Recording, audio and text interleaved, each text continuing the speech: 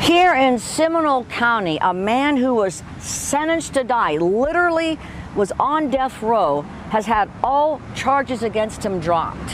Taking it all in will take a while for Anthony Graves. He's become accustomed to living steps from death, as much as an innocent man can. Hell, whatever your description of hell is, that's what it is. The accused him from letting do it. I'm believe it. And when you do it, I'm not accusing you of anything. I'm telling you, you did it. Although we have a ton of laws and procedures in place, the truth is that so many innocent people are sentenced and convicted of crimes that they didn't even commit. It's pretty terrifying to think about it, but the truth of the matter is that this does happen, and it happens more often than you think. I mean, come on, look at all the videos that we've been producing for you guys. So many innocent people are locked away. Every day someone is convicted of something that they didn't do. They're supposed to be innocent until proven guilty, but sometimes that just isn't the case. Lives have been ruined, and it is incredibly frustrating to hear about all of these stories. Well, how's it going, all you most amazing top 10ers? I'm your host for this one, Landon Dallatsing, and welcome back to another most amazing top 10 video. Make sure you guys click right over here. I'll send you guys over to the prison playlist, one of our most popular playlists on this channel, so you guys are going to want to go check that out. And we even made a video about people who outlived insane prison sentences, so make sure you guys look out for that one. And let us know in the comment section below what video you guys want us to make next. Alright, let's get right down to business. This is the top 10 people found not guilty after sentenced to life in prison. An innocent man who spent over a decade on death row starts this list off in at number 10. Clementi Aghori was arrested when he was 24 years old, and he was originally convicted and sentenced to death in 2006, and that was for the murder of an elderly woman and her daughter. He was found guilty and sentenced to die. I didn't do it. I don't kill nobody. But more recent DNA tests showed blood found in the trailer did not match his blood, and a victim's relative confessed to the murders. But after spending more than 14 years behind bars, Clementi Aghori was exonerated of all charges. Aghori Harkeen won a new trial on appeal, but on Monday, the state attorney's office dropped the charges altogether. During his entire imprisonment, he maintained his innocence for 14 years, but thanks to the Innocence Project and his lawyers, his conviction was overturned. He literally could have been murdered for a crime that he never committed. That just sounds so insane to me. He was actually the 164th wrongfully convicted death row prisoner to be exonerated in the US since 1973. That is a lot. Next up, number 9, we have a man who was sentenced to death for a crime that he didn't commit. Okay, seriously, what is going on with the legal system? Anthony Graves had no record of violence, but he was arrested when he was 26 years old for allegedly murdering a family of 6 people. I know what you guys must be thinking. The evidence must have been really compelling, right? Well, you would actually be so wrong. There was no motive. There was no physical evidence that connects him to the crime scene. But wait, it gets better. His conviction was based solely on the testimony of one person who later admitted that he was the one who actually committed the crime. Is this for real? Is this real life right now? Apparently Graves was actually scheduled to be executed 2 times by lethal injection, but thankfully they were pushed back. I always liken it to something that you would consider to be your worst nightmare. I had to go through that experience every day for 18 and a half years, and it was just no way to live. So in total, he spent 18 years before he was finally set free, and he was awarded $1.4 million for his time in prison. To be honest, that sounds really ridiculous to me. That sounds like a ridiculous low amount of money, and I just feel so bad for this guy. I mean, he basically lost a big chunk of his life that he's never going to be able to get back. The man who was sentenced to life and served 25 years lands onto our list at number 8. When Robert Brown was just 19 years old, he was found guilty of a murder that he didn't commit. He was arrested and charged with the murder because he signed a confession. He always said that he signed it because he felt bullied and pressured by the police. And before you say anything, according to the Innocence Project, nearly 30% of all their DNA exonerations involve false confessions. This is a huge percentage. He actually spent 25 years of his life in prison, and he was even denied parole because that would mean he would have to have pleaded guilty. Finally, he was released after he appealed this case, but now he says that he is permanently damaged from the time that he spent in prison. They took the choice away from me, didn't they? They took the choice of me having children and a wife and a job. No, maybe I would have even went to prison, but they took that choice away from me to be what I wanted to be. If I could have been anything, who knows? What is around the corner in life? Who knows where the journey is going to take you in life? Now at number 7, we have a boy at the age of 15 years old who was sentenced to life in prison. It's actually highly unusual for a minor to be convicted of such a harsh sentence, and it's considered to be cruel and an unusual form of punishment. Timothy Masters was walking to school when he stumbled upon a dead body. He went home later that day and told his dad that he thought the dead body was actually a mannequin and it was put there for a prank. So by failing to report what he saw, and also for not reporting the death of his mother 4 years ago, and his collection of violent drawings and knives caused the police to become highly suspicious of him. And then in 1998, he was arrested for the murder of Peggy Hetrick, and he was sentenced to life in prison. Being accused of something I didn't do it. I'm sorry.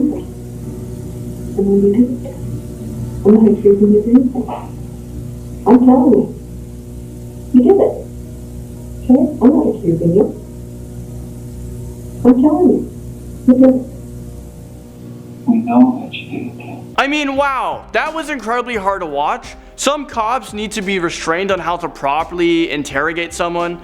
How can they just assume that he did it without any physical proof? Well, thankfully he was exonerated in 2008 because DNA evidence pointed to a different suspect, but even to this day, the murder of Peggy Hetrick is still a mystery. And now at number 6, we have a man who spent 30 years on death row. Glen Ford here.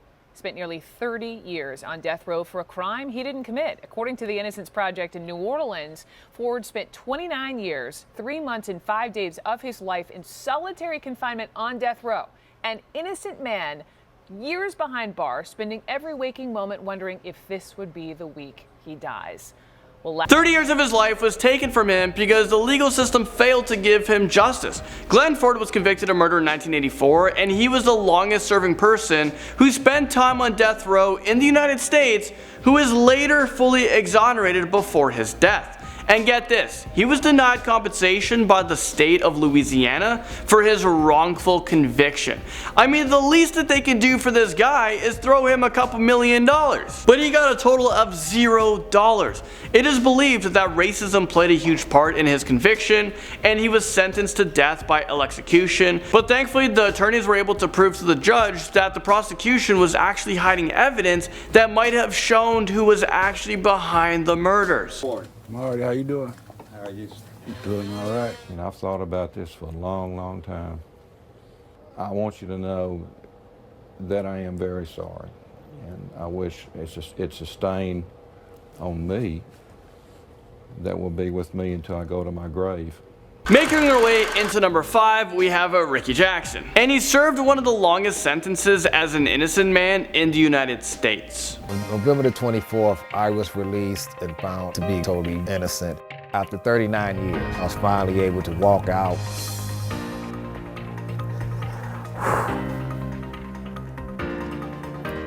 I was just finally, it was cold, it was crisp, but it felt so good out there. Stepping on the courthouse steps, a free man. Ricky Jackson was locked up behind bars for 39 years for a murder that he didn't commit. He was only 18 years old when he was arrested, and now that he's a free man, the world is completely different to him. He said all of his dreams and his intentions died the moment that he was locked up. He was actually on death row, where he spent his time in a small cell with a slot for a window, but in 1977 his death sentence was reduced to life in prison because of technicalities. His case was later picked up by the Innocence Project. We talk about them a lot on this channel. Well, they were able to uncover the truth. The eyewitness later confessed and rescinded his testimony because he said that the police coerced him into saying that Ricky Jackson fired the gun. So finally in 2014, prosecutors dismissed the charges and Ricky Jackson became a free free man. But honestly, he spent 39 years of his life in prison. He missed out on a lot of life experiences, and his life was just taken away from him. I just hope that he's able to make the most of his remaining years. Rubin Hurricane Carter punches his way into number 4. Rubin Carter was a professional boxer who was training for his next fight in 1966 when he was arrested and convicted of a triple homicide. Carter and another man were charged with the crime because they seemed to fit the description from an eyewitness, which was actually described as 2 black men in a white car. I mean, these cops are so messed up. They literally did no police work and arrested 2 innocent men because they fit these highly generic descriptions. 2 black guys in a white car. How many of that exists out there? But this story gets even more messed up. Carter and the other guy were ultimately released because the survivor of the attack couldn't positively identify them, but then the state provided 2 other eyewitnesses who received reduced sentences for their own crimes if they identified Carter and the other man was the perpetrators. Are you serious right now? Carter was convicted and sentenced to 3 life prison terms because these scumbags wanted a lighter sentence, but Rubin Carter fiercely advocated for his innocence while in prison. You spent 20 years in jail for murders you did not commit. How did you deal with that? I knew that I was innocent. I knew that I was not in prison for murder. I knew that. So my every day in prison was one of fighting against the entire prison system. He refused to wear his uniform, he wrote an autobiography while serving time, and he met with celebrities like Muhammad Ali, Bob Dylan, who also advocated for his innocence as well. The men were eventually released and given a retrial, but they were sentenced again in 1976. They returned to prison until 1985, until their conviction was finally overturned because a judge felt that they were not given fair trials. So after spending 20 years in prison and telling the world that he was innocent, he finally was able to get back to his life, but of course his reputation was tarnished and his professional career as a boxer was over. I mean, he was out of his prime. And if you guys want more on that, you guys can watch the movie Hurricane, and the guy was played by Denzel Washington. He did a pretty good job at it. A man who was formerly pardoned 72 years after he was put to death takes us to number 3. Joe Artie was put to death in 1939 for murdering a 15-year-old girl. But as it turns out, he wasn't even at the crime scene at all, and they executed and imprisoned an innocent man. The police were desperate to catch the killer, and Sheriff George Carroll was under a lot of pressure from the community and media. Soon after, a 21-year-old man named Joe Artie was arrested while wandering aimlessly near the local railroads, and he confessed the crimes outright. He was known as the happiest man on death row, and you know what? I'll tell you why. He was a 23-year-old man with an IQ of 46, which is extremely low. He spent all of his time in prison playing with toys and trains. For his last meal, he requested ice cream, and it's like he didn't even understand that he was being executed. I mean, it's so sad.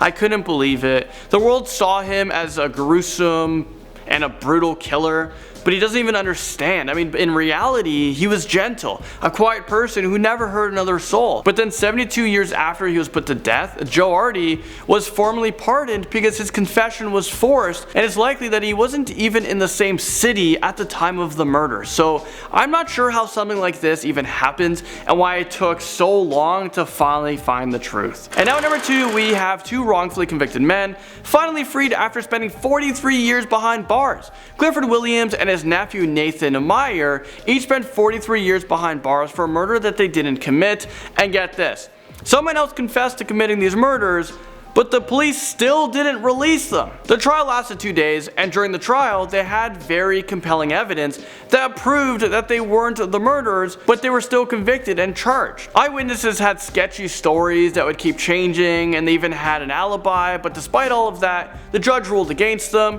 One of them was sentenced to death, and the other was sentenced to life in prison. Both men maintained their innocence throughout the whole process, and thankfully they didn't take a plea deal because they would never have gotten the opportunity at a chance to have freedom. Nathan Myers was the one who ultimately got himself and his uncle out of jail. He read a newspaper article in prison about a unit in Florida that reviews wrongful state convictions, so he wrote them a letter. And finally the 2 men walked free after the case was formally reviewed, and they were free to go. This is an opportunity both men didn't think would happen after serving 42 years in prison for a murder in 1976. My mother, she died while I was on death row.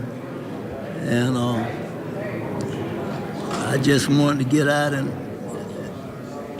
be with my sick kids.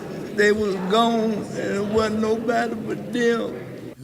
Clifford Williams was 76 years old and his nephew was 61 years old when they were released. The last time two of them were free men, they were 33 years old and 18 years old. And now topping our list, in at number 1, we have a man who spent 68 years, 245 days in prison for a crime that he might not have done.